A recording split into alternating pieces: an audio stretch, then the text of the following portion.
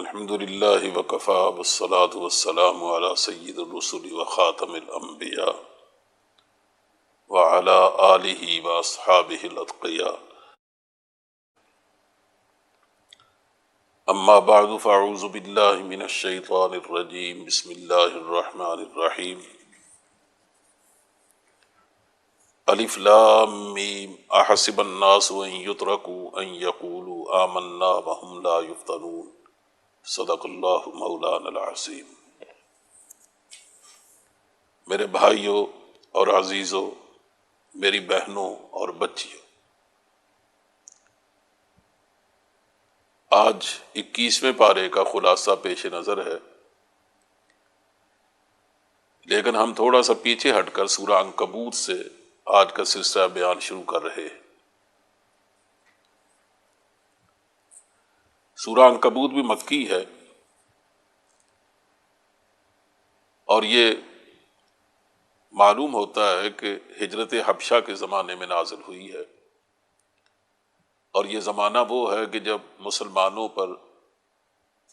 اذیتیں حد سے بڑھ گئی تھیں اور مشرکین مکہ نے ان کو دوبارہ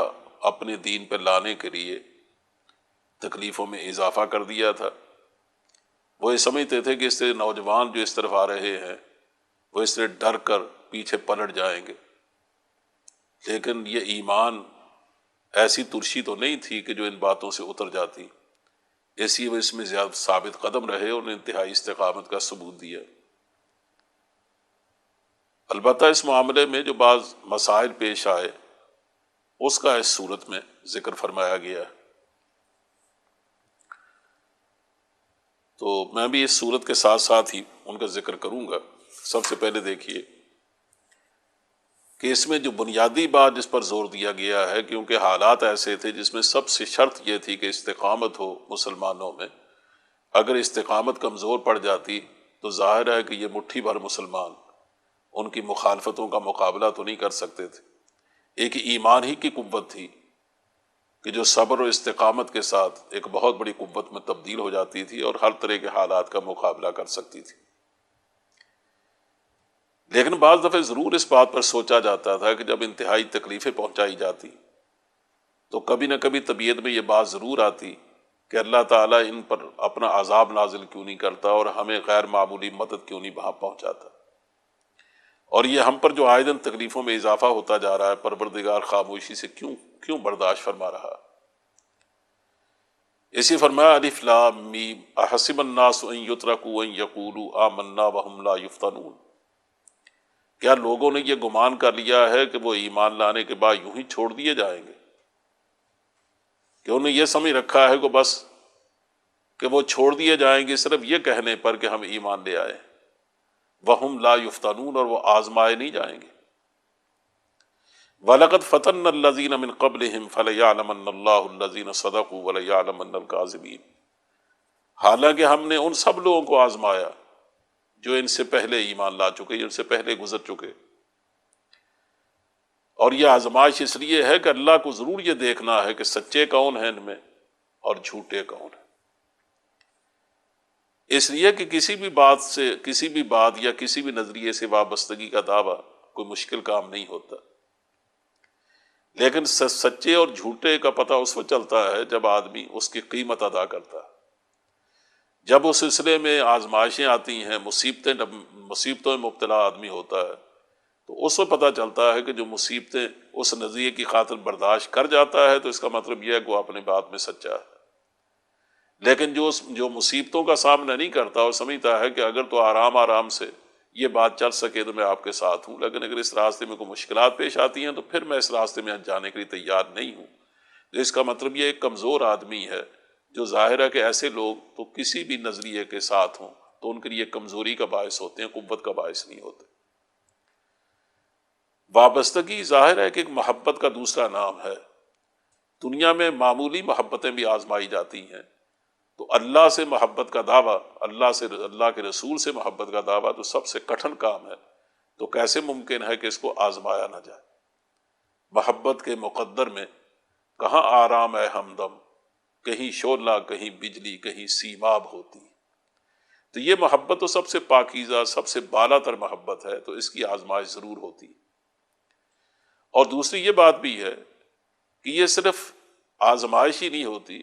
بلکہ یہ ایک تربیت بھی ہوتی۔ جو لوگ اس کٹھن وادی سے گزر جاتے ہیں، اس کٹھانی سے گزر جاتے ہیں، وہ کندن بن کر نکلتے ہیں۔ جب تک آدمی کسی نظریے سے وابستگی کے سلسلے میں کسی مصیبت میں نہیں پڑتا، کسی آزمائش میں نہیں پڑتا، تو اس کے اندر کیا قوتیں مضمر ہیں جو اس کی تائید میں استعمال ہو سکتی ہے اور جس سے اسے فائدہ پہنچ سکتا ہے اور اس نظریے کو فائدہ پہنچ سکتا ہے، وہ ابھر کر سامنے نہیں آتی۔ اور جب آدمی ان مراحل سے کامیابی سے گزر جاتا ہے تو پھر وہ کام کا آدمی ثابت ہوتا ہے۔ اب اس پر جس بھی ذمہ داری کا بوجھ ڈالا جائے تو وہ کبھی اس میں دغا نہیں دیتا۔ یہ جو ہم دیکھتے ہیں کہ بعض لوگ ایسے ہوتے ہیں کہ دیکھنے بھالنے کو بڑے اچھے نیک آدمی ہوتے ہیں، لیکن اگر آپ ان پر کوئی بھی مالی ذمہ داری ڈال دیجیے تو وہ خیانت سے باز نہیں آتے۔ پھر حیران ہوتا آدمی کہ یہ نیک لوگ بھی ایسے ہوتے ہیں۔ بات اصل میں یہ ہے کہ نیکی کا لباس پہن لینا یہ آسان ہے، لیکن نیکی حقیقت میں دل میں اتار لینا یہ ایک مشکل کام ہے۔ حضرت صلی اللہ علیہ وسلم نے اپنے ساتھیوں کو مسلسل 13 سال تک تربیت دی اور انہی مراحل سے گزارا۔ مدینہ منورہ میں یہی حال رہا۔ اس کا نتیجہ یہ تھا کہ صحابہ کو جو ذمہ داری بھی سونپی گئی ہے، کہیں کوئی ایک مثال ایسی تلاش نہیں کی جا سکتی کہ کہیں سے بھی کمزوری کی بو آئی ہو۔ یعنی ہر منصب پہ فائز ہو کر، ہر ذمہ داری کا بوجھ اٹھا کر وہ لوگ اس طرح کامیاب و کامران ہو کے نکلے ہیں کہ تاریخ حیران ہے کہ آخر یہ لوگ یہ تو بہت ہی گرے پڑے لوگ تھے، اپنی تاریخ کے اعتبار سے، اپنے خاندانی اعتبار سے، اپنے وطن کے اعتبار سے کسی بھی ذمہ داری کا بوجھ اٹھانے کے قابل نہیں تھے، لیکن یہ حیرت انگیز کردار ان میں اس لیے آیا کہ یہ مسلسل ان آزمائشوں سے گزارے گئے۔ چنانچہ انہی مراحل سے جب گزر رہے تھے لوگ تو ایک بہت بڑا مسئلہ یہ سامنے آیا کہ بعض نوجوان جو مسلمان ہوئے، جن میں مثلا سعد بن ابی وقاص رضی اللہ عنہ کا نام لیا جاتا ہے، یہ بالکل نوجوان تھے جب وہ مسلمان ہوئے۔ انہیں اپنی والدہ سے بڑی محبت تھی، والدہ کو ان سے بڑی محبت تھی۔ چنانچہ جب انہوں نے ایمان لانے کا اعلان کر دیا یا معلوم ہو گیا ماں کو کہ وہ ایمان لے آئے ہیں، تو اس نے قسم کھا لی۔ اس نے کہا کہ جب تک میرا بیٹا ایمان سے نہیں پھرے گا اور دوبارہ اپنی پہلی حالت پر نہیں آ جائے گا، میں اس وقت تک دھوپ سے نہیں اٹھوں گی۔ یہی میں دھوپ میں بیٹھی جان دے دوں گی، میں سائے میں نہیں بیٹھوں گی تا وقت کہ میرا بیٹا اپنے اس ایمان سے انحراف اختیار نہ کر لے۔ اب یہ سوال پیدا ہوا کہ اسلام تو والدین کی محبت، ان کی اطاعت کا حکم دیتا ہے۔ اب اگر والدہ کی جان خطرے میں ہے تو کیا ایمان چھوڑ دینا چاہیے؟ چنانچہ اس سلسلے میں احکام دیے گئے، وَوَصَّيْنَا الْإِنسَانَ بِوَالِدَيْهِ حُسْنًا، ہم نے انسان کو ہدایت کی ہے کہ اپنے والدین کے ساتھ نیک سلوک کرے، لیکن وَإِن جَاهَدَاكَ لِتُشْرِكَ بِي مَا لَيْسَ لَكَ بِهِ عِلْمٌ فَلَا تُطِعْهُمَا، لیکن اگر وہ تمہیں مجبور کرے کہ تم شرک کرو، جس کا تمہیں یعنی ایسے ایک شرک کا جس کا علم جس کا کوئی جواز مہیا نہیں کرتا، تو تمہیں وہ شرک کا حکم دیں، یعنی اللہ کے ساتھ کسی کو شریک کرنے کا یا اللہ کے کسی حکم کے توڑنے کا حکم دے، تو فرمایا فلا تطعہما، پھر تم ان کی ہرگز اطاعت نہ کرو، اور انہیں بھی یہ بات سمجھاؤ، خود بھی سمجھو کہ اصل مقصود تو اللہ کی اطاعت ہے، اس کے حکم سے بڑھ کر کسی کا حکم نہیں ہے، اور اسی کے احکام کے حوالے سے تو کل کو اللہ کے یہاں جا کر جواب دینا، الیہ مرجعکم فانبئکم بما کنتم تعملون۔ چنانچہ یہ سوال بار بار اٹھتا تھا، اس لیے آگے چل کر بھی بعض صورتوں میں اس کا جواب دیا گیا۔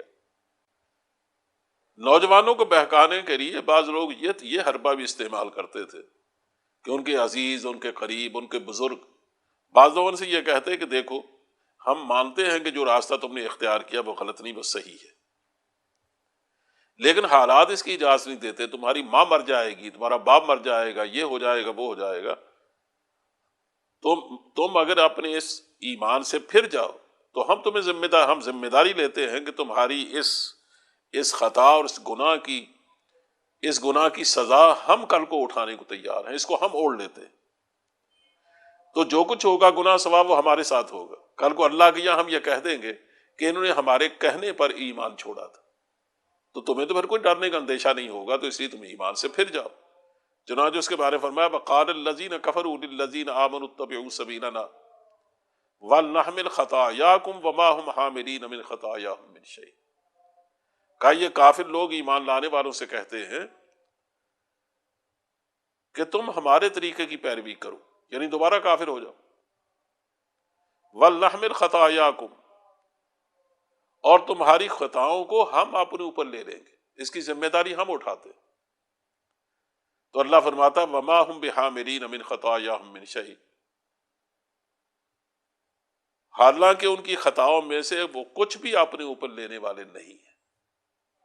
یعنی یہ نہیں کہا کہ یہ لے لیں گے تو اس کا فائدہ نہیں ہوگا، بلکہ یہ فرمایا کہ یہ لیں گے نہیں۔ یعنی قیامت کے دن جب ہولناک جہنم سامنے بھڑک رہا ہوگا اور یہ دیکھ رہے ہوں گے کہ ہم اپنے گناہوں کی پاداش میں بھی اور ان کے گناہوں کی پاداش میں بھی اگر اس کو قبول کر لیا گیا تو ہمیں وہاں جلنا پڑے گا، تو کہا یہ تو اپنے گناہوں کی پاداش میں جانے کے لیے پناہ مانگیں گے جہنم سے، تو کسی دوسرے کے گناہ کیسے یہ قبول کر لیں گے؟ تو وہاں تو یہ ہزار دفعے کانوں کو ہاتھ رکھیں گے کہ نہ ہم نے تو ایسی کوئی بات نہیں کہی تھی۔ اسی اللہ کا قانون یہ ہے کہ بَلَا يَحْمِلُنَّ أَثْقَالَهُمْ وَأَثْقَالًا مَعَ أَثْقَالِهِمْ، کہا وہ تو اپنے بوجھوں کو اٹھائیں گے بلکہ اپنے بوجھوں کے ساتھ اور بوجھوں کو بھی اٹھائیں گے۔ وہ اور بوجھوں سے مراد یہ ہے کہ یہ ان کا گناہ اس طرح تو یہ اٹھانے سے رہے کہ وہ بچ جائے، یہ ہزار اٹھائیں لیکن جس نے ارتداد اختیار کیا وہ اپنے اس جرم کی پاداش میں پکڑا جائے گا۔ البتہ ان کو جو سزا ملے گی ان کے گناہوں کے علاوہ، وہ ان کو گمراہ کرنے کی سزا ضرور ملے گی۔ ان سے پوچھا جائے گا کہ تم نے ان لوگوں کو گمراہ کیوں کیا تھا؟ پھر مسلمانوں کو ثابت قدمی اور استقامت کا مزید درس دینے کے لیے پہلے انبیاء کرام کے واقعات بھی بیان کیے گئے کہ دیکھو ان میں سے ایک ایک نبی سینکڑوں سال تک اذیت کے امتحان میں پڑا رہا، کیسی کیسی اذیتوں کا انہوں نے سامنا کیا، کیسی کیسی مصیبتیں اٹھائی۔ نوح علیہ السلام کو دیکھو، ایک دو دن نہیں 950 سال اپنی قوم کو سمجھایا، اور انہوں نے ایک دن بھی ان کو آرام کا نہیں گزارنے دیا، کوئی رات ان کی آرام کی نہیں گزری۔ ابراہیم علیہ السلام کو دیکھ لو، انہیں قوم کو دعوت دی تو بالآخر ان کو جلتے الاؤ میں پھینکا گیا، اللہ نے ان کو بچا لیا لیکن انہوں نے کوئی کمزوری نہیں دکھائی۔ اسے تم باقی انبیاء کرام کو دیکھو گے، یعنی مختلف واقعات بیان کیے ہیں، حضرت لوط علیہ السلام کا واقعہ بیان کیا اور بعض پیغمبروں کے، کہ ان میں سے ایک ایک کو دیکھو کہ انہوں نے ہر میدان میں، ان کی امتوں نے بھی اور انہوں نے بھی انتہائی استقامت کا ثبوت دیا، جس کا نتیجہ یہ ہوا کہ اللہ نے ان کے عمل کو اور ان کی دعوت کو قبول فرما کے ان کو نجات دے دی، اور ان کے لوگوں نے جن پر کی طرف مبعوث ہوئے تھے انہوں نے اس کو قبول نہیں کیا تو اللہ نے ان کو عذاب کا شکار کر دیا۔ اس کے بعد فرمایا کہ اگر تم اللہ کے راستے میں استقامت کے لیے مدد چاہتے ہو تو اللہ کی مدد تو ہر وقت تمہارے ساتھ، البتہ یہ ہے کہ بعض اعمال ایسے ہیں جس سے تم اللہ کی مدد اختیار کر سکتے۔ فرمایا اتل ما اوحی الیک من الکتاب واقم الصلاۃ، اے پیغمبر پڑھ کے سناؤ انہیں اللہ کی وہ کتاب جو آپ کی طرف وحی کی گئی، واقم الصلاۃ، اور نماز قائم کیجیے۔ نماز قائم کرنے کا حکم اس لیے دیا جا رہا ہے کہ نماز سب سے بڑا ذریعہ ہے اللہ کے قرب کا اور اس سے اپنی حاجات کو پیش کرنے اور پورا کرانے کا۔ اگر آدمی یہ چاہتا ہے کہ میری کمزوریوں کو قوت ملے اور استقامت ملے تو اس سے بہتر اور کوئی ذریعہ نہیں ہے کہ آدمی اللہ سے مدد مانگے۔ آدمی ہزار سمجھے کہ میں بہت بہادر ہوں اور میں ان چیزوں کا مقابلہ کر لوں گا، آدمی اپنے طور سے معمولی تکلیف کا مقابلہ نہیں کر سکتا، لیکن جب اللہ اس کو ہمت دیتا ہے تو بڑے سے بڑے طوفان سے لڑ جاتا ہے۔ اسے کہا کہ تمہاری یہ سب سے بڑا ذریعہ یہ ہے کہ تم نماز قائم کرو۔ نماز کا فائدہ یہ ہوگا، ایک تو یہ اللہ کی یاد کا سب سے بڑا ذریعہ ہے، اور اللہ کی یاد وہ تمہاری استقامت کا سب سے بڑا ذریعہ ہے، تمہاری مدد کا سب سے بڑا ذریعہ ہے۔ یہی تو مدد ہے، یہ مسلمانوں کا، اس لیے نبی کریم صلی اللہ علیہ وسلم کی سنت بھی یہ ہے اور مسلمانوں کو بھی یہی حال تھا کہ وہ انتہائی مسائب میں نماز کی طرف متوجہ ہوتے تھے۔ حضرت ابو ہریرہ کہتے ہیں کہ ہم بھوک برداشت نہ ہونے کی وجہ سے جب بعض وقت بے ہوش ہو کے گر جاتے تو لوگ ہماری گردنوں پر پاؤں رکھتے تھے، یہ سمجھ کر کہ شاید ہمیں مرگی کا دورہ پڑا، حالانکہ ہم مرگی کے مریض نہیں تھے، ہم سے بھوک برداشت نہیں ہوتی تھی۔ لیکن جب دیکھتے کہ بھوک ناقابل برداشت ہوتی جا رہی ہے اور کوئی کھانے کو نہیں مل رہا تو ہم نماز کی نیت باندھ کے کھڑے ہو جاتے، 2 نفل نماز کی نیت کر لیتے۔ اب جو لوگ ہمیں نمازوں میں کھڑے دیکھتے وہ ہمارے چہروں کی بے نیازیوں کو دیکھ کر سمجھتے کہ بادشاہ ہے، کہ ایسے چہرے تو بے نیاز چہرے تو صرف بادشاہوں کے ہوتے کہ ان کے چہروں پر خاص قوت و شوکت کا اظہار ہوتا تھا. تو اسے فرمایا کہ ایک تو نماز اس لیے پڑھو کہ اس سے تمہیں قوت ملے گی، اور دوسرا یہ ہے کہ تمہاری جس طرح یہ قوت ہے کہ تم نظریاتی وابستگی میں استقامت دکھاؤ، اس طرح تمہاری اصل قوت یہ ہے کہ تمہارا کردار مضبوط ہونا چاہیے. تمہارے اندر اگر کوئی کمزوری ہے تو تمہارے نظریے میں چاہے 1000 اپیل کیوں نہ ہو، تمہارے کردار کی ناپختگی اور کمزوری تمہاری سچائی کو لے بیٹھے گی. اس لیے فرمایا کہ نماز اس لیے پڑھنا ضروری ہے کہ ان الصلاۃ تنہی عن الفحشاء والمنکر. جتنی بڑی بڑی برائیاں ہیں، جو بعض دفعہ جو آدمی جن کے سامنے زیر ہو کے رہ جاتا ہے، وہ برائیاں صرف نماز سے رکتی ہیں. یعنی نماز سے جب اللہ کے ساتھ تعلق آدمی کا مضبوط ہو جاتا ہے اور اللہ کا استحضار دل میں بیٹھ جاتا ہے، اور آدمی کبھی بھی اللہ کی یاد سے غافل نہیں ہوتا، تو پھر یہ ہو نہیں سکتا کہ اللہ کی یاد بھی ہو تازہ اور ساتھ آدمی گناہ بھی کر لے. گناہ تو اس وقت کرتا ہے جب آدمی غفلت کا شکار ہوتا ہے. چونکہ یہ صورت اس وقت نازل ہوئی ہے جب اپنے حبشہ کی طرف مسلمان ہجرت کر رہے تھے یا ہجرت کر چکے تھے، تو اس لیے ان کو نصیحت فرمائی جا رہی ہے کہ وَلَا تُجَادِلُوا أَهْلَ الْكِتَابِ إِلَّا بِالَّتِي هِيَ أَحْسَنُ. مکہ معظمہ میں تو ظاہر ہے کہ اہل کتاب سے کوئی معاملہ نہیں تھا، یہ سورت مکی ہے، لیکن جو لوگ جا رہے تھے وہاں تو ان کو نصیحت کی جا رہی ہے کہ جب تم ایک ایسے ملک میں جا رہے ہو جس کا بادشاہ بھی اور جس کے رہنے والے عیسائی ہیں، تو دیکھنا وہاں تمہیں ان سے یقیناً مذہبی بحث کبھی نہ کبھی اس سے سابقہ پڑے گا. تو اگر تمہیں ایسا کوئی سابقہ پڑے تو تمہیں ان کے ساتھ بات اس طرح کرنی ہے جو بہتر سے بہتر طریقہ ہو. ان سے لڑنا جھگڑنا نہیں، ان سے درست رویہ اختیار نہیں کرنا. ہاں الا الذین ظلموا منہم، اگر کسی ایسے شخص سے یا ایسے معاشرے سے واسطہ پڑے جو تم پر ظلم توڑے اور پھر تم سے بحث بھی کرے، اب بحث ان سے اس طرح نہ کرنا کہ دیکھنے والا یہ سمجھے کہ یہ لوگ تو وہ ہیں جن میں غیرت نام کی کوئی چیز ہی نہیں. یعنی نرمی اختیار کرو بحث میں اس آدمی میں جو معقولیت کے ساتھ بحث کرتا. لیکن ایک آدمی اگر تکبر سے کام لیتا ہے اور تمہاری توہین کرتا ہے، تمہارے نقطہ نگاہ کی توہین کرتا ہے، اب تم اس سے اس طرح بات کرو جس طرح ایک باوقار آدمی بات کرتا ہے. اب بہت نرمی اختیار کرنے کی ضرورت نہیں. اور اس کا یہ طریقہ بھی بتایا کہ قولوا آمنا بالذی انزل الینا وانزل الیکم والہنا والہکم واحد ونحن لہ مسلمون. ان سے یہ کہو کہ ہم ایمان لائے اس پر جو ہماری طرف نازل کیا گیا اور اس پر بھی جو تمہاری طرف نازل کیا گیا، اور ہمارا الہ اور تمہارا الہ ایک ہے، ہم اسی کے مسلم ہیں. اس لیے تمہیں بھی اسی کے مسلم ہونا چاہیے کیونکہ الہ تو تمہارا بھی وہی ہے. تو دیکھو اس سے ہمیں جو نقطہ ملتا ہے وہ یہ کہ بحث کا آغاز ہمیشہ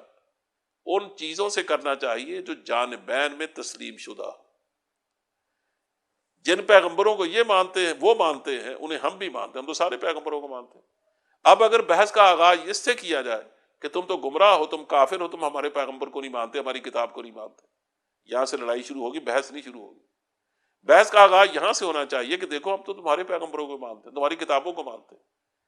اس الہ کو مانتے ہیں جس الہ کی تعلیم حضرت یعقوب علیہ السلام نے دی، حضرت ابراہیم علیہ السلام نے دی، حضرت موسیٰ علیہ السلام نے دی. تمہاری کتابوں میں ان کے واقعات موجود ہیں، انہیں اپنی اولاد کو اس کی وصیت تک کی. تو دیکھو یہ ہمارے تمہارے قدر مشترک ہے نا. اب رہی یہ بات کہ حضور نئے رسول آئے ہیں، تو تم جانتے ہو کہ رسالت تو جاری ہے، ابھی اس آخری رسول پر ختم ہوگی. تو نیا رسول اسی وقت آتا ہے نا جب پہلی کتابیں بہت حد تک تحریف کا شکار ہو جاتی ہیں. تم اس سے بھی انکار نہیں کر سکتے. اسی ان کے مسلمات سے آگے ان معاملات کی طرف بڑھو جو بحث طلب ہیں. اس سے ظاہر ہے کہ باہمی کشیدگی پیدا نہیں ہوتی بلکہ ایک دوسرے کی بات کو سمجھنے کا موقع ملتا ہے.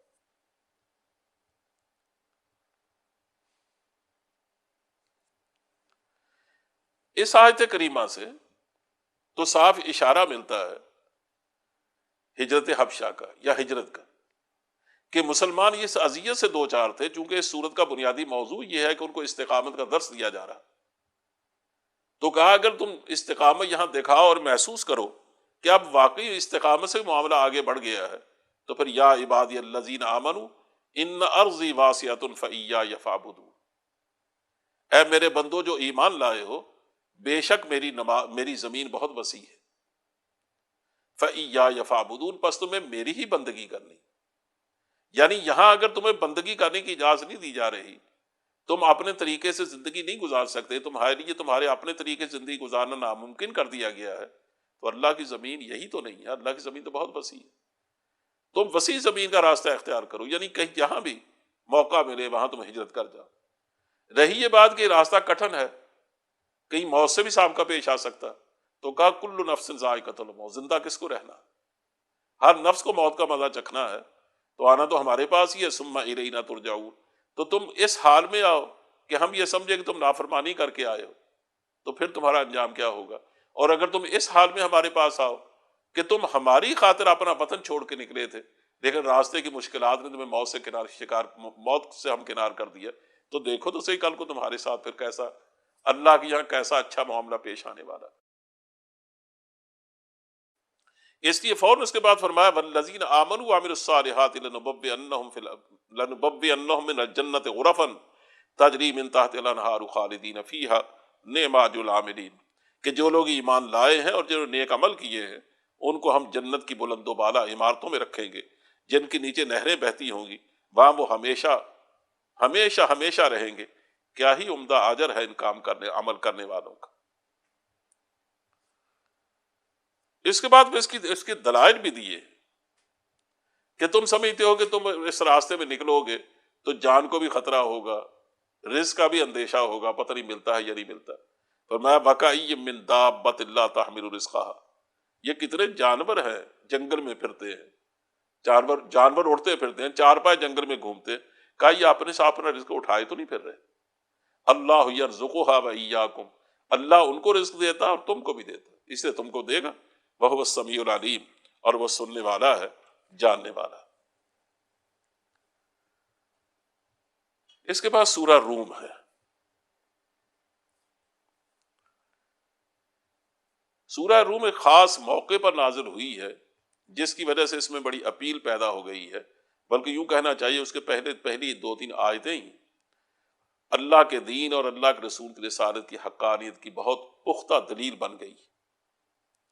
پس منظر اس کا یہ ہے کہ نبی کریم صلی اللہ علیہ وسلم کی نبوت سے 8 سال پہلے کیسر روم کے خلاف بغاوت ہوئی تھی، اور اس کے خلاف جس آدمی نے قیادت کی بغاوت کی اس کا نام فوکاس تھا، چنانچہ وہ اس کو علیحدہ کرنے اور قتل کرنے، پھر اس کے بیٹوں کو قتل کرنے، حتیٰ کہ بیٹیوں تک کو قتل کرنے، بیوی کو مارنے میں کامیاب ہو گئے اور خود تخت سلطنت پر فائز ہو گئے۔ جب یہ سب کچھ ہوا تو ادھر خسرو ایران نے، یعنی ایران کے بادشاہ نے، اس نے دیکھا کہ قیصر کو مار دیا گیا ہے، اور یہ قیصر جس کا نام ماریس تھا، اس کو وہ اپنا محسن سمجھتا تھا، بلکہ اپنا باپ کہتا تھا کہ میرا دوسرا خدا، میرا دوسرا باپ ہے، اس کے اس پر احسانات۔ انہوں نے کہا چونکہ اس نے میرے باپ کو مار ڈالا ہے اس لیے میں اس کا انتقام لوں گا۔ چنانچہ اس طرح دونوں ملکوں میں لڑائی شروع ہوئی، اس نے حملہ کیا اور فوکاس اس کے حملوں کو نہ روک سکا، اور وہ ایشیا کوچت تک کو تباہ کر کے رکھ دیا، اس نے کئی علاقوں تک پہنچ گیا، حتیٰ کہ بیت المقدس تک کو چھین لی۔ بیت المقدس سے خیر بعد میں چھینا گیا۔ لوگوں نے جب دیکھا کہ فوکاس اس کا مقابلہ نہیں کر سکا تو عمائدین سلطنت نے مل کر فوکاس کو علیحدہ کر دیا، اور انہوں نے حبشہ کا جو حکمران تھا یا حبشہ کا جو گورنر تھا اس کو لکھا کہ تم ہماری مدد کرو۔ اس نے اپنے بیٹے ہرقل کو بھیجا، چنانچہ فوکاس کو الگ کرنے کے بعد ہرقل کو بطور قیصر چن لیا گیا اور اس کی تخت نشینی ہو گئی۔ ہرقل بھی اپنی ساری کوششوں کے باوجود اس کا راستہ نہ روک سکا، چنانچہ وہ بڑھتے بڑھتے نبی کریم صلی اللہ علیہ وسلم کی غالباً کوئی 5واں 6واں سال ہوگا نبوت کا، جب ان کی فوجیں شرق اردن تک پہنچ گئیں اور صاف نظر آ رہا، اور بیت المقدس پر بھی قبضہ کر لیا، ان سے وہ صلیب چھین کے لے گئے ایرانی، جن کے بارے میں عیسائیوں کا عقیدہ یہ تھا کہ اس پر عیسیٰ علیہ السلام نے جان دی تھی، اور وہ ان کے یہاں بہت مقدس تھی۔ چنانچہ ایسے موقع پر جب دیکھا کہ ہرقل نے محسوس کیا کہ روم بچتا نظر نہیں آتا، تو اس نے بڑی عاجزی سے التجا کی درخواست کی کہ میں تم سے التجا کرتا ہوں تم کسی قیمت پر مجھ سے صلح کر لو. لیکن وہ اپنی ان فتوحات کی وجہ سے ایسا بدبست ہوا تھا شاہ ایران، اس نے کہا کہ میں تم سے کسی قیمت پر صلح نہیں کرنا چاہتا تا وقت کو تم زنجیروں میں بندھے ہوئے میرے سامنے آ کر اپنے پہلے دین سے انحراف کر کے میرا دین اختیار نہ کرو. حتیٰ کہ اس وقت جو اس نے خط لکھا اسی زمانے میں، اس سے آپ اندازہ کریں کہ اس کا غرور اور تکبر کہاں تک پہنچ چکا تھا. اس نے لکھا سب خداؤں سے بڑے خدا، تمام روئے زمین کے مالک، خسرو کی طرف سے اس کے کمینہ اور بے شعور بندے ہرقل کے نام. یعنی اپنے آپ کو سب خداؤں سے بڑا خدا کہتا، اور خط میں لکھتا ہے کہ تو کہتا ہے کہ تجھے اپنے رب پر بھروسہ ہے، کیوں نہ تیرے رب نے یروشلم کو میرے ہاتھ سے بچا دیا. ہرقل نے جب محسوس کیا کہ بچنے کی کوئی صورت نظر نہیں آتی تو اسے نہ جانے پھر کیسے یہ فیصلہ کیا، تو اللہ ہی بہتر جانتا ہے کہ اس نے افریقہ کے پیچھے سے لمبا چکر کاٹ کر ایران کی بیک سے آ کر حملہ کیا، اور اس طرح اس نے وہ شہر تباہ کر ڈالا جس کے بارے میں کہا جاتا تھا کہ اس بادشاہ کی ولادت وہاں ہوئی تھی، اور پھر آگے بڑھتے بڑھتے جہاں ان کے پیغمبر زردشت کی ولادت ہوئی تھی اس شہر کو آگ لگا دی. حتیٰ کہ مزید فتوحات کا پھیرا لہراتا ہوا وہ آگے بڑھا تو ان کا جو 1000 سال سے آتش کدہ چل رہا تھا جو کبھی نہیں بجھا تھا، سوائے حضرت صلی اللہ علیہ وسلم کی ولادت کے اسے ایک رات بجھا تھا، اس کے بعد پھر انہیں جلا دیا، وہ کبھی نہیں بجھا تھا، اس کو انہوں نے بسم کر ڈالا اور اینٹ سے اینٹ بجا دی. چنانچہ جب یہ واقعہ پیش آیا، اس کی فتوحات کا آغاز ہوا ہے، اس وقت یہ سورت نازل ہوئی. چنانچہ جب سورت نازل ہوئی تو اس میں حیران کن بات یہ ہے کہ غالباً ابی بن خلف نے حضرت ابوبکر صدیق رضی اللہ تعالیٰ عنہ سے کہا کہ یہ تمہاری کتاب نے سنا تمہارے پیغمبر پر وحی اتری ہے جیسے اس کا دعویٰ ہے، اور یہ کہا جاتا ہے کہ رومی مغلوب ہوئے ہیں لیکن ان قریب تم دیکھو گے غالب آ جائیں گے.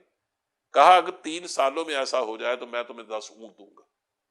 ورنہ تم مجھے 10 اونٹ دو گے. حضرت صدیق اکبر نے حضرت صلی اللہ علیہ وسلم سے آ کر عرض کیا تو انہوں نے کہا کہ اس میں چونکہ بضع سنین کے لفظ ہے، فی بضع سنین، تو بضع کا لفظ 10 سے کم پر بولا جاتا ہے، تو تم جا کر اسے کہو کہ شرط ہوگی 10 سے کم سالوں پر، یعنی 9 سال پر،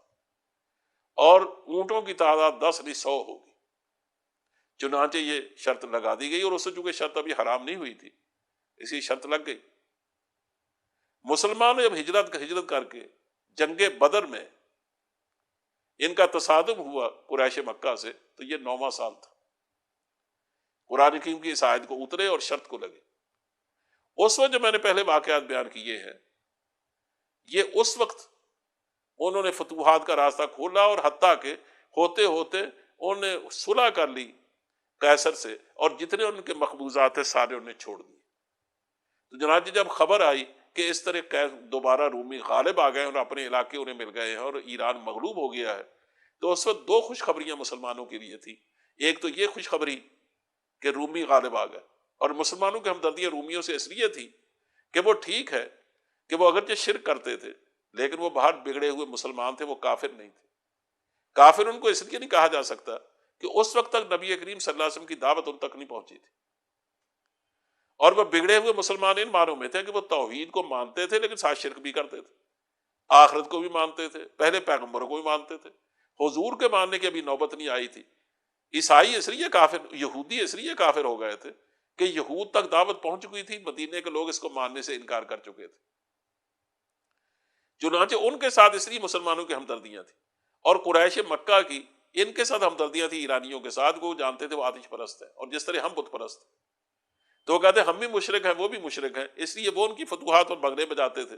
اور قیصر کے مفتوح ہونے پر وہ مسلمانوں کو تانا دیتے تھے کہ وہ بڑے دیندار بنے پھرتے ہیں، جس طرح ان کو دین کا دعویٰ ہے تمہیں بھی ہے، تو جو حشر ایرانیوں نے ان کا کیا وہ ہم تمہارا کریں گے. تو جب ان کو فتح ملی رومیوں کو، تو ظاہر مسلمانوں کو خوشی کا ہونا فطری بات تھی. دوسری خوشی ان کو اس لیے تھی کہ جنگ بدر میں اللہ نے ان کو فتح عطا فرمائی.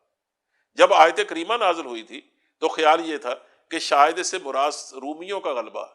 لیکن اس میں دو خوشخبریاں تھیں کہ اس یوم یفرح المومنون، اس دن مسلمان خوش ہوں گے، خوش اللہ کی مدد سے، اور اللہ کی مدد دو صورتوں میں آئے گی، ایک رومیوں کے غلبے کی صورت میں، دوسرا خود مسلمانوں کے غلبے کی صورت میں۔ اب دیکھیے یہ پہلی آیت ہے کا الف لام میم غلبت الروم، رومی فی ادنی الارض، رومی قریب کی سرزمین میں مغلوب ہوگا، یعنی وہ علاقے جو سرحد عرب کے ساتھ لگتے تھے اس کے قریب تک ان کی مغلوبیت پہنچ گئی، وہاں تک ایران چھا گیا، اور شرق اردن سب سے قریب تھا، فلسطین اس کے ساتھ تھا۔ وَهُمْ مِنْ بَعْدِ غَلَبِهِمْ سَيَغْلِبُونَ، اور وہ اپنے اس غلبے کے بعد عنقریب غالب آ جائیں گے، چند فی بضع سنین، چند سالوں میں، للہ الامر من قبل ومن بعد، اللہ ہی کے اختیار ہے پہلے بھی اور بعد بھی۔ وَيَوْمَئِذٍ يَفْرَحُ الْمُؤْمِنُونَ بِنَصْرِ اللَّهِ، اور وہ دن وہ ہوگا جب اللہ کی بخشی ہوئی فتح پر مسلمان خوشیاں منائیں گے۔ تو اس میں مسلمانوں نے یہ سمجھا کہ صرف اسے رومیوں کا غلبہ مراد ہے، لیکن پھر معلوم ہوا کہ اس سے غلبہ قریش، اس مسلمانوں کا بھی مراد ہے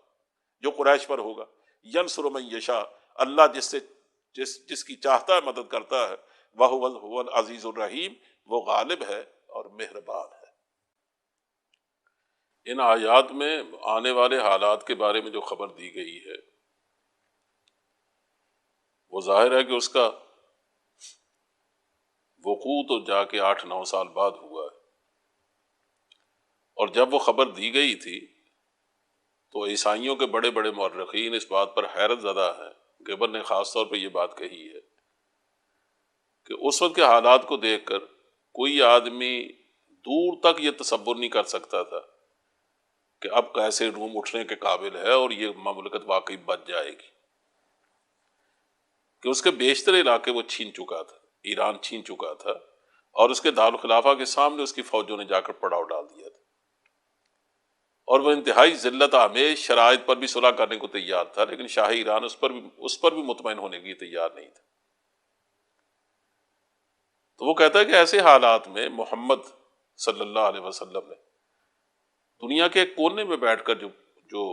پیش گوئی کی، ان کے پاس آخر ایسے کیا ذرائع تھے کہ انہیں اندازہ لگایا کہ آئندہ چل کر یہ کچھ ہوگا۔ لیکن حیرت کی بات ہے کہ اتنی واضح بات کو سمجھنے کے تیار نہیں ہے کہ ذرائع ان کے پاس کیا تھے، ایک ہی ذریعہ تھا جس کو وحی الہی کہتے ہیں۔ تو انہوں نے یہ تو نہیں کہا تھا کہ میرا گمان یہ ہے کہ ایسا ہوگا، انہوں نے تو حتمی طور پہ یہ بات کہی کہ ایسا ہوگا، اور کیوں ہوگا؟ اس لیے کہ میرے پروردگار نے مجھے یہ کہا، یہ قرآن پاک کی آیات ہیں جو قیامت تک پڑھی جائیں گی، اب اس کا تو کوئی انکار کرنے سے رہا۔ تو اس سے قرآن پاک تو یہ بات کہتا ہے کہ یعلمون ظاہرا من الحیات الدنیا، ان لوگوں کی مشکل یہ ہے کہ وہ صرف دنیا کے ظاہر کو جانتے ہیں، وہم عن الغافلۃ آخرت ہم غافلون، لیکن آخرت سے یہ لوگ غافل ہیں۔ جس طرح آخرت اوجل ہے نا، تو وہ آج اوجل چیز کا یقین کرنے کو تیار نہیں ہے، حالانکہ یہ اوجل چیز تھی، آنے والے حالات کے بارے میں کیا ہونا تھا، اگر اس کی خبر نبی کریم صلی اللہ علیہ وسلم تمہارے سامنے دی ہے اور وہ بالکل صحیح ثابت ہوئی ہے، تو اس آخرت کو تم ماننے کو لیے تیار کیوں نہیں ہو؟ اور بار بار یہ دعوت دیتا ہے کہ تم ان حالات میں تفکر کیوں نہیں کرتے، تم سوچتے کیوں نہیں ہو کہ کائنات کا جو نظام چل رہا ہے اس میں جو نظر آتا ہے ضروری تو نہیں ویسا ہی ہو، بعض اس کے پیچھے حقائق کچھ اور ہوتے ہیں جن کو تم نہیں جان سکتے، اور یہ وہ چیزیں ہیں جو اللہ کی پہچان میں کام دیتی ہیں۔ چلیے اگر تمہیں یہ چیزیں بھی نظر نہیں آتی تو بعض کھلی کھلی نشانیاں ہیں جو اللہ کی وحدانیت پر، قیامت کے آنے پر، رسول کی رسالت کے سچا ہونے پر جو دلالت کرتی ہیں۔ مثلا فرمایا یخرج الحی من المیت ویخرج المیت من الحی ویحیی الارض بعد موتها، دیکھو وہ زندہ کو مردہ سے نکالتا ہے، مردے کو زندہ سے نکالتا ہے، اور زمین کو دیکھو بالکل مردہ ہو جاتی ہے، کوئی مینڈک تک ٹراتا نظر نہیں آتا، کوئی چیز دھول اڑتی ہے اور کوئی چیز زندہ دکھائی نہیں دیتی، لیکن جیسے ہی برسات شروع ہوتی ہے تو تم دیکھ دو چند ہی دنوں میں زمین مخملی لباس پہن کر سج کے تیار ہو جاتی، ہر چیز نئی نئی معلوم ہوتی ہے، نئے نئے جانور ٹراتے ہوئے نظر آتے ہیں، سنائی دیتے ہیں، جن کا پتہ نہیں وہ کہاں سے نکلا ہے، زمین سبزہ اگلنے لگتی ہے، روئیدگی اس کی انتہا کو پہنچ جاتی ہے، حیران ہوتا ہے آدمی یہ زندگی کہاں سے آ گئی۔ اللہ فرماتا ہے جس طرح بارش ہونے سے تم زمین کو زندہ ہوتا دیکھتے ہو، اسے اللہ کی طرف سے جب وحی الہی کی بارش ہوتی ہے تو انسانیت زندہ ہوتی ہے، تو تم اگر اسے قبول کر لو اس کی ہدایت کو، تمہارے اندر کی انسانیت زندہ ہو جائے گی۔ اور بالکل اسی طرح اسی میں آخرت کی دلیل بھی ہے کہ جس طرح مردہ زمین زندہ ہو گئی تمہارے سامنے اور انسانیت زندہ ہو جاتی ہے، اسی طرح جب یہ ساری مخلوقات کو مار دیا جائے گا اور نفخہ ثانیہ ہوگا تو دوبارہ انسانوں کو زندہ کیا جائے گا. کہا کذالک تخرجون، اسی طرح تم نکالے جاؤ گے اپنی قبروں سے. اور پھر ہمارے ہی وجود کو دلیل کے طور پر استعمال فرمایا وَمِنْ آیَاتِهِ أَنْ خَلَقَكُم مِّن تُرَابٍ ثُمَّ إِذَا أَنْتُمْ بَشَرٌ تَنْتَشِرُونَ. اس کی نشانیوں میں سے یہ بھی ہے کہ اس نے تم کو مٹی سے پیدا کیا، پھر یکا یک تم بشر ہو کے زمین میں پھیلتے چلے جا رہے کہ تم بھی تو مٹی تھے نا. تم کہتے ہو کہ ہم مٹی ہو جائیں گے، ہمیں دوبارہ کہاں سے پیدا کیا جائے گا؟ تو کہا تمہیں تو اللہ نے پیدا ہی مٹی سے کیا، اور مٹی سے پیدا ہونے والا بشر دیکھو پوری دنیا بھر گئی ہے اس کے پھیلاؤ سے، بشر ہی بشر نظر آتے. ایسا فرمایا وَمِنْ آیَاتِهِ أَنْ خَلَقَ لَكُم مِّنْ أَنفُسِكُم، اس کی نشانیوں میں سے یہ بھی ہے کہ ان خلق لکم من انفسکم ازواجا، کہ اس نے تمہاری ہی جن سے بیویاں بنائی، لتسکنوا الیہا، تاکہ تم ان کے پاس سکون حاصل کرو،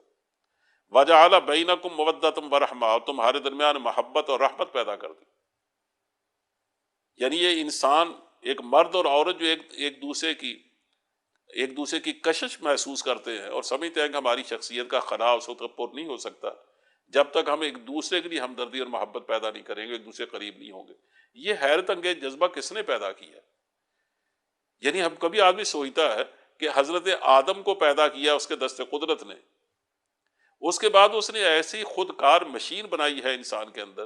کہ جو تخلیق انسانی کا کام کرتی چلی جاتی ہے اور کبھی اس میں کوئی رکاوٹ پیدا نہیں ہوتی. اور پھر جو بھی بچہ پیدا ہوتا ہے ایسا نہیں کہ وہ اس کو بوجھ سمجھ کے پھینک دیا جائے، سوائے اس کے کہ اس کی فطرت مار دے، جیسے مغربی تہذیب مارتی چلی جا رہی ہے. اور وہاں ایسا ہے کہ وہاں کی آوارہ لڑکیاں بعض بچوں کو جانتی ہیں اور کہیں پھینک کے چلی جاتی. یہ جب اخلاق بگڑتے ہیں، انسانیت بگڑتی ہے، تو اس طرح کے واقعات ہوتے ہیں. لیکن اگر فطرت کو مرنے نہ دیا جائے تو فطرت میں اللہ نے ایسی بات رکھی ہے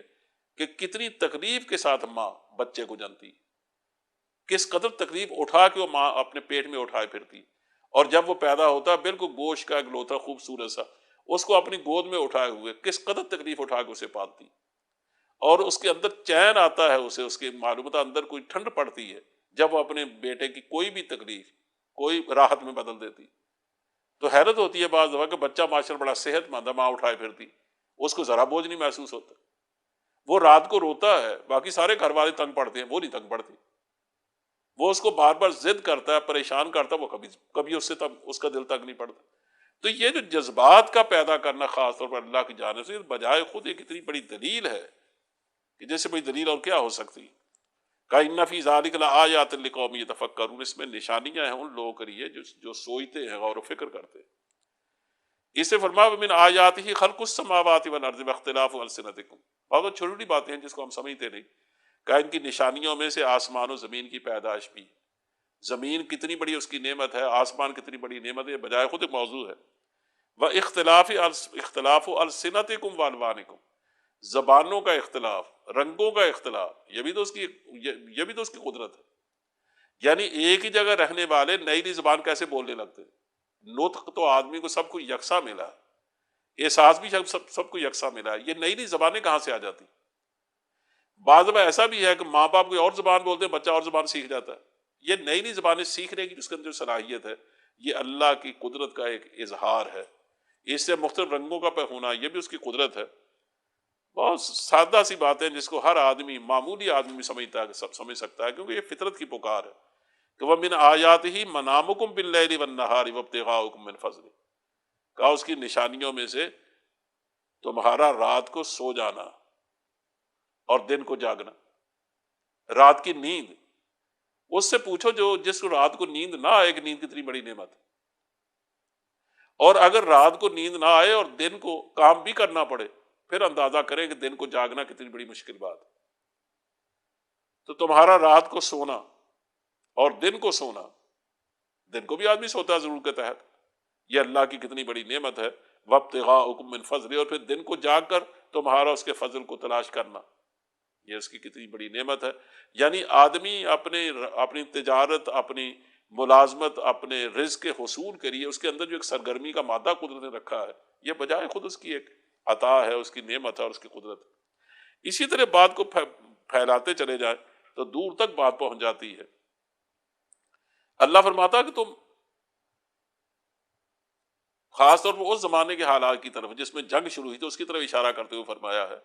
کہ تم ان باتوں کو نہیں سمجھتے ہو تو تم اس بات پر غور کر سکتے ہو کہ یہ ایران اور روم کی جنگ کیوں ہوئی، حالانکہ اس کے حقیقی کوئی مقاصد نہیں ہے، کوئی حقیقی اسباب بھی کوئی نہیں۔ شاہ ایران نے اس کو بہانہ بنایا کہ اس نے میرے محسن کو مار ڈالا، حالانکہ انہیں اپنے ملک کے بادشاہ کو مارا۔ چلو ایک جہاز چلیے مقصد سے انہیں حملہ کر دیا، جب فوکاس کو خود انہوں نے ہرقل نے برسر اقتدار آ کر قتل کر دیا اور اس کے بچوں کو بھی اس طرح قتل کیا جیسے اس نے اس نے کیسر کے بچوں کو مارا تھا، اب تو اس کو اپنی فوجیں واپس بلا لینی چاہیے تھی کہ جس کے انتقام کے لیے میں نے فوجیں داخل کی اس کا انتقام لے لیا گیا، اب اس کا کیا جواب؟ اس کے بعد اس کی فوجیں رکی نہیں بلکہ مزید آگے بڑھتی چلی گئی۔ پہلے اس نے انتقام کے نام پر آگ جلائی جنگ کی، اب اس نے اس کو صلیبی اور یہودی لڑائی کا نام، یہودی نہ اپنی صلیبی اور آتش پرستی کی جنگ کا نام دے دیا، کیونکہ یہ آتش پرست تھے، ادھر وہ عیسائی تھے۔ تو اندازہ کرو کہ انسان جب بگڑتا ہے تو جنگیں ہوتی ہیں، ہمارے یہاں بھی 2 جنگیں اسی بگاڑ کا نتیجہ، اب ان پوری دنیا میں فساد مچا ہوا ہے تو اسی انسانی بگاڑ کا نتیجہ۔ اللہ فرماتا تم اگر اس کو بطور دلیل سمجھو کہ زمین بھر گئی ہے فساد سے اور آئندہ بھی بھرے گی، اور جو لوگ بھی اس فساد کو قبول کرتے ہیں یا اسی طریقے پر چلتے ہیں، پہلی بھی امتیں اسی وجہ سے تباہ ہوئی، اس کا سبق ایک ہی ہے کہ فَأَقِمْ وَجْهَكَ لِلدِّينِ الْقَيِّمِ مِنْ قَبْلِ أَنْ يَأْتِيَ يَوْمٌ لَا مَرَدَّ لَهُ۔ کہا اس کا ایک ہی اس کا سب کہنا چاہیے، اس کا علاج ہے کہ اپنا رخ مضبوطی کے ساتھ جما دو اس دین راست کی سمت میں، قبل اس کے کہ وہ دن آئے جس کے ٹل جانے کی کوئی صورت اللہ کی طرف سے نہیں، کہ عذاب آنے سے پہلے یا قیامت آنے سے پہلے تم اس دین کو اختیار کر لو جس نے دنیا میں آ کر اوس و خزرج میں محبت پیدا کی تھی، جس نے 40 سالہ جنگ روکی تھی، جس نے عرب جیسی لڑاکی اور درندہ قوم کو اس طرح اخوت کی لڑی میں پرو دیا تھا کہ آج تک اس کی مثال نو انسانی دوبارہ نہیں دکھا سکی۔ تو کہا یہی اس کا حقیقی علاج ہے، اور جب تک انسان اس علاج کو قبول نہیں کرے گا تو ظاہر ہے اس کے یہاں جنگیں بھی ہوں گی، اس کے یہاں فساد بھی ہوگا، اور اس کا گھر فساد سے ہمیشہ ابلتا رہے گا۔ اس کے بعد نئی سورت شروع ہوتی ہے،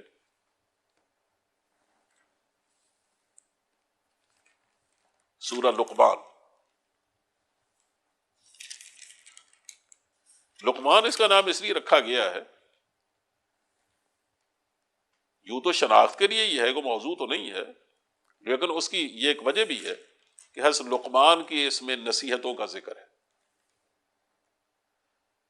اور لقمان ایک ایسے صاحب دانش کے طور پر مشہور آدمی ہے عرب میں، حالانکہ کہا تو جاتا ہے کہ وہ حبشی تھے، لیکن بعض لوگوں نے کہا حبشی تو نہیں تھے، رنگ کالا تھا، مصر کے رہنے والے تھے، بلکہ نوبا کے رہنے والے جو مصر اور سوڈان کے درمیان جگہ ہے۔ لیکن ہم چونکہ عام طور پر عرب کالے رنگ والے کو حبشی کہہ دیتے ہیں، اس لیے ان کو بھی حبشی کہا گیا، لیکن وہ کئی ادوار کے معروف ترین آدمی ہیں، ان کی نصیحتیں اس دور میں بھی معروف تھیں، اور یہ تو تعین سے کہنا مشکل ہے کہ ان کا زمانہ کون سا ہے، تو ان کی وجہ سے اس سورت کا نام سورہ لقمان رکھا گیا۔ فرمایا الف لام میم تلک آیات الکتاب الحکیم ہدی ورحمۃ للمحسنین الذین یقیمون الصلاۃ ویؤتون الزکاۃ وهم بالآخرۃ هم یوقنون۔ یہ آیات ہیں کتاب حکیم کی، ایک حکیم کی کتاب کی آیات ہیں، ہدایت اور رحمت نیک لوگوں کے لیے، وہ نیک لوگ جو نماز قائم کرتے ہیں، زکوٰۃ دیتے ہیں اور وہ آخرت پر یقین رکھتے ہیں، اور یہی لوگ ہیں جو اپنے رب کی طرف سے ہدایت پر ہیں، اور یہی لوگ اپنے رب کی طرف سے راہ راست پر ہیں، اور یہی لوگ فلاح پانے والے۔ اس کا مطلب ہے کہ پچھلی صورت میں جس راستے کے اتباع کا حکم دیا تھا اس کے بارے میں کھل کے فرمایا کہ یہ راستہ وہ ہے جس کی رہنمائی کے لیے کتاب حکیم نازل ہوئی، اور جیسی پہلی کتابیں اللہ نے ہدایت بنا کے اتاری تھی، رحمت بنا کے اتاری تھی، یہ بھی اس سے ہدایت و رحمت ہے، لیکن شرط اس کے لیے یہ ہے کہ جیسے سورہ بقرہ میں اس عقدے کو کھول دیا گیا ہے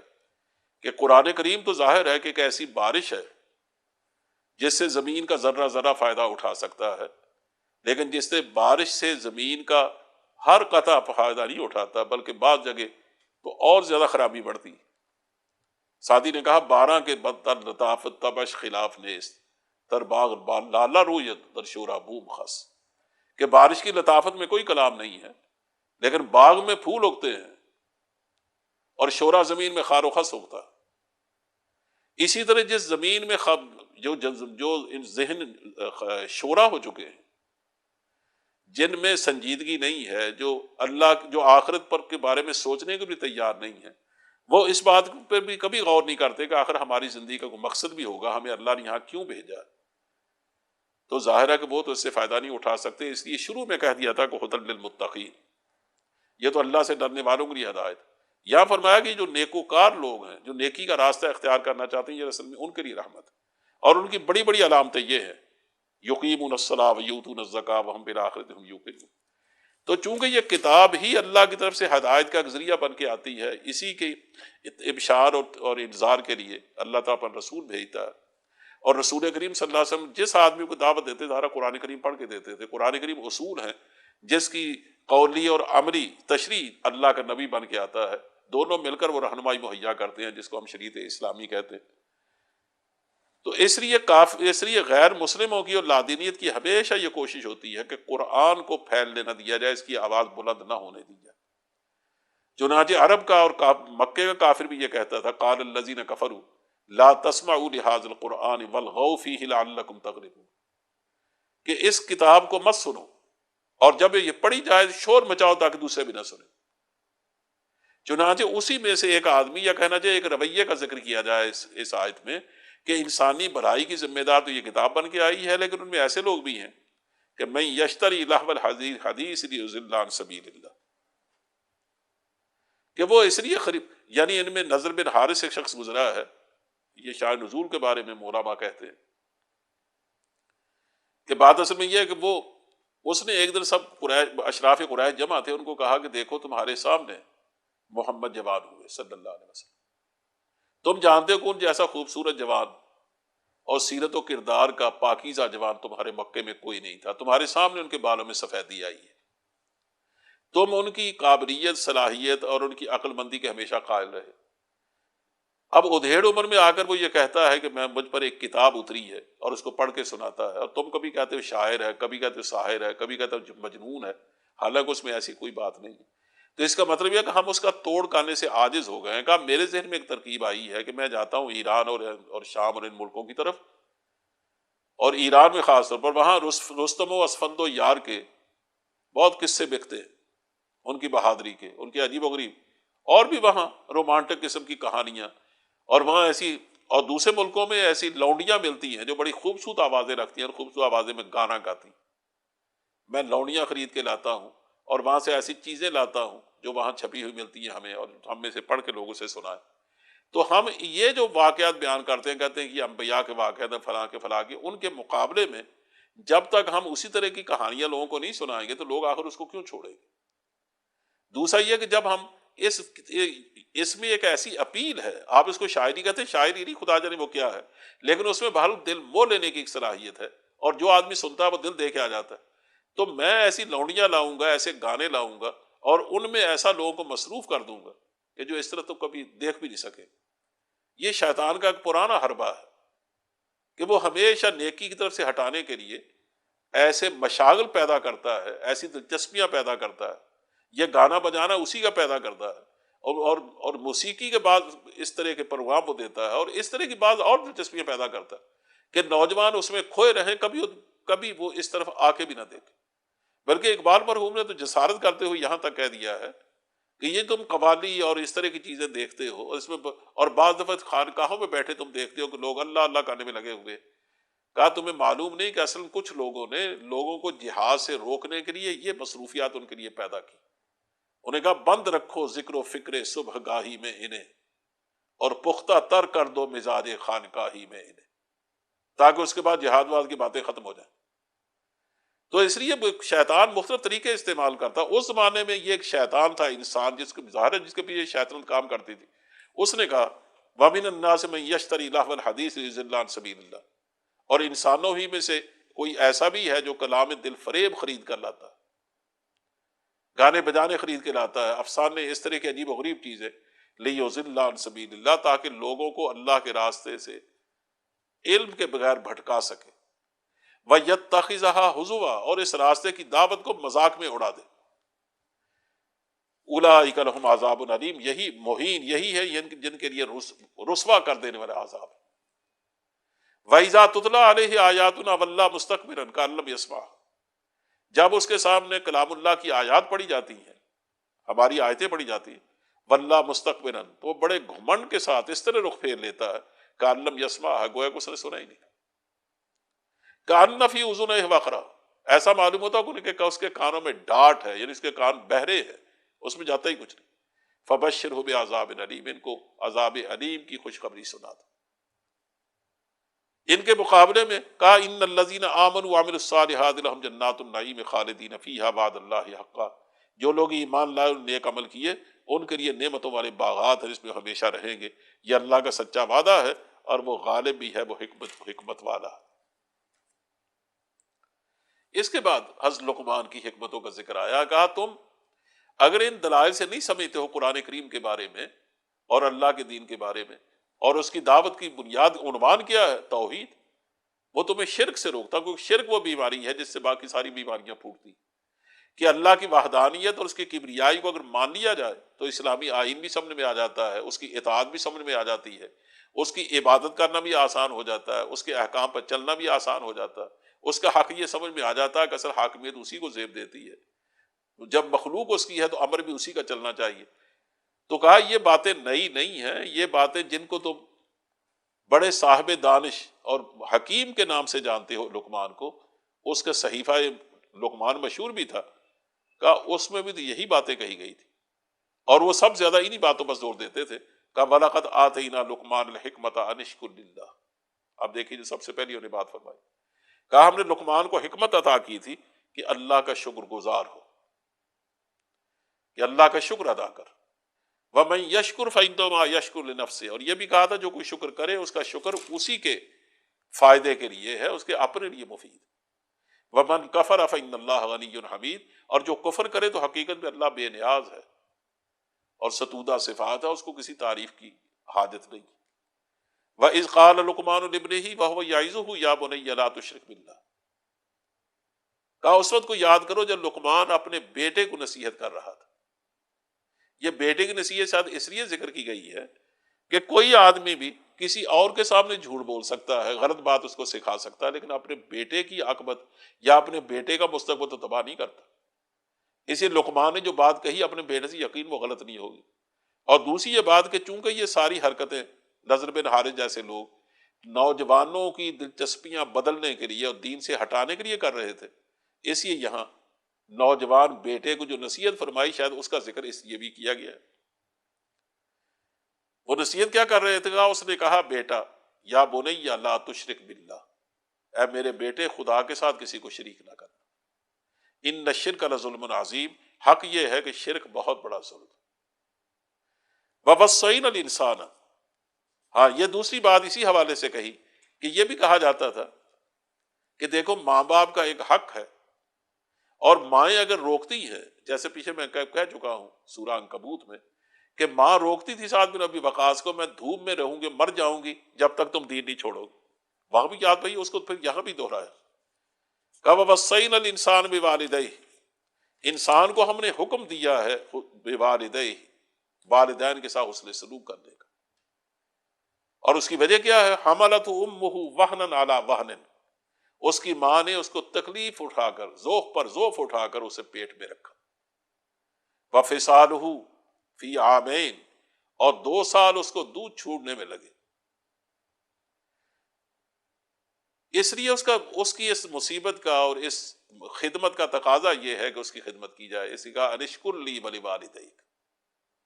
کہ میں نے حکم دیا کہ میرا شکر ادا کرو اور اپنے والدین سے حسن سلوک کرو. وَإِلَيَّ الْمَصِيرُ، لوٹ کے میری ہی طرف آنا. وَإِن جَاهَدَاكَ عَلَىٰ أَن تُشْرِكَ بِي مَا لَيْسَ لَكَ بِهِ عِلْمٌ، اور اگر وہ تجھ پر دباؤ ڈالے کہ میرے ساتھ تو کسی ایسے کو شریک کرے جسے تو نہیں جانتا، تو ان کی بات ہرگز نہ مان. فَلَا تُطِعْهُمَا، مت بات مانو. وَصَاحِبْهُمَا فِي الدُّنْيَا مَعْرُوفًا، ہاں ان کے ساتھ نیک سلوک کر دنیا میں. صاحبهما فی الدنیا معروفاً، دنیا میں ان کے ساتھ نیک برتاؤ کرتا رہے. اس سے نہیں روکا گیا بلکہ اس کا حکم دیا گیا. وَاتَّبِعْ سَبِيلَ مَنْ أَنَابَ إِلَيَّ، لیکن ان کے پیچھے نہیں چلنا، پیروی اس شخص کے راستے کی کر جس نے میری تو رجوع کیا ہے، جو میرا فرما بردار۔ ثُمَّ إِلَيَّ مَرْجِعُكُمْ فَأُنَبِّئُكُم بِمَا كُنتُمْ تَعْمَلُونَ، پھر تم سب کو پلٹنا میری ہی طرف ہے، اس وقت میں تمہیں بتا دوں گا کہ تم کیسے عمل کرتے رہے۔ پھر اسی سلسلے کو مزید ایک نصیحت آگے بڑھی، مزید نصیحت ذکر کی جا رہی ہے کہ یا بنی انہا ان تک مثقال حبۃ من خردل فتکن فی صخرۃ او فی السماوات او فی الارض یأت بها اللہ ان اللہ لطیف خبیر، کہ اے بیٹے اگر کوئی چیز رائی کے دانہ کے برابر بھی ہو اور کسی چٹان میں یا آسمانوں یا زمین میں کہیں چھپی ہو، اللہ اسے نکال لائے گا۔ یعنی تمہارا چھوٹے سے چھوٹا عمل بھی وہ رائے گا نہیں جائے گا۔ ونہا عن ان اللہ لطیف خبیر، بے شک اللہ باریک بین ہے اور باخبر ہے۔ یا بنی اقم الصلاۃ وامر بالمعروف ونہا عن المنکر، اے میرے بیٹے نماز قائم کر اور نیکی کا حکم دے، بدی سے روک، اور واصبر علی ما اصابک، جو مصیبت بھی تجھ پر پڑے اس پر صبر کر۔ ان ذالک من عزم الامور، یہ وہ باتیں ہیں جن کی بڑی تاکید کی گئی۔ اب دیکھیں یہ باتیں، یہ کیوں حکم دیا گیا؟ ایک تو نوجوانوں کو یہ کہ تمہیں بہر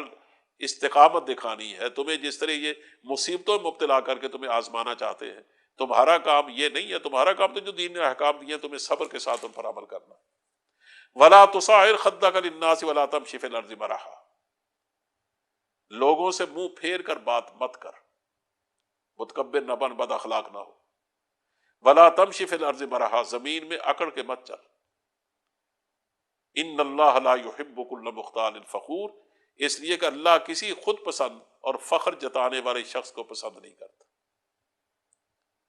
وقصد فی مشیک، اپنی چال میں اعتدال اختیار کر۔ اکڑ کے چلنے سے تو ابھی منع فرمایا، لیکن چلے کیسے؟ بالکل ایسے بھی نہیں کہ جیسا آدمی بیمار چلتا ہے۔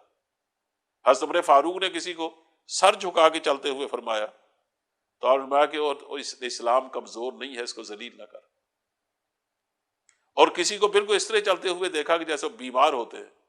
اور فرمایا کہ اسلام کو بیمار مت کرو۔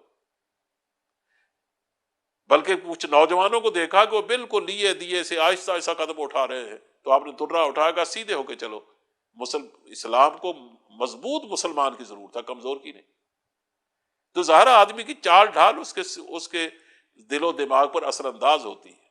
اس لیے یہ احکام دیے جا رہے ہیں کہ وقصد فی مشیک، اپنی چال میں اعتدال اختیار کر۔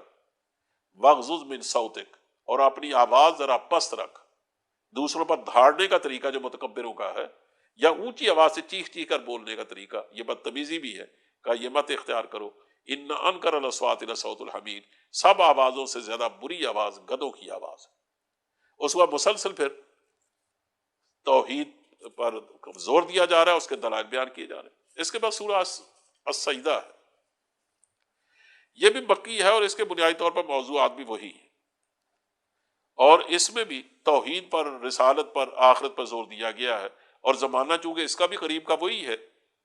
کہ مسلمانوں پر بے تحاشا مظالم ہو رہے ہیں، اس لیے اس میں بھی انبیاء کرام کے واقعات بیان کر کے ان کی زندگیوں سے سبق سیکھنے کا حکم دیا گیا ہے۔ اور اس پر تاکید کے لیے انداز شروع میں ایسا اختیار کیا گیا ہے کہ جو وہ اعتراض کرتے تھے قرآن کریم پر، ایسا بات یہاں بھی قرآن کریم سے شروع ہوئی۔ فرمایا تنزیل الکتاب لا ریب فیہ من رب العالمین۔ ذرا آپ غور کریں اس بات پر، دو چیزیں ہیں اس پر کہ اس کتاب کی تنزیل بلا شبہ رب العالمین کی طرف سے، تو دو باتیں ہیں اس میں۔ ایک تو یہ کہ اس کتاب کو یوں نہ سمجھنا کہ جیسے عام کتاب ہے، چاہے ہم اس کے ساتھ کوئی سلوک بھی کریں، کہ یہ رب العالمین کی طرف سے آئی ہے۔ تمہیں معلوم ہونا چاہیے کہ اس کا اصل وطن کون سا ہے، بلکہ اس کا اصل متکلم کون ہے، اس کو بولنے والا، اس کو حکم دینے والا کون ہے۔ اور دوسری یہ بات کہ لا ریب فیہ، اس کے منزل من اللہ ہونے میں کوئی شبہ نہیں ہے، اور اس کے احکام کے برحق ہونے میں کوئی شبہ نہیں۔ پھر اس طرح قرآن کریم کے مضامین کو آگے بڑھایا ہے اور ان بنیادی موضوعات پر سیر حاصل تبصرہ ہے۔ اللہ نے قبول فرمائے۔ وآخر دعوانا ان الحمد للہ۔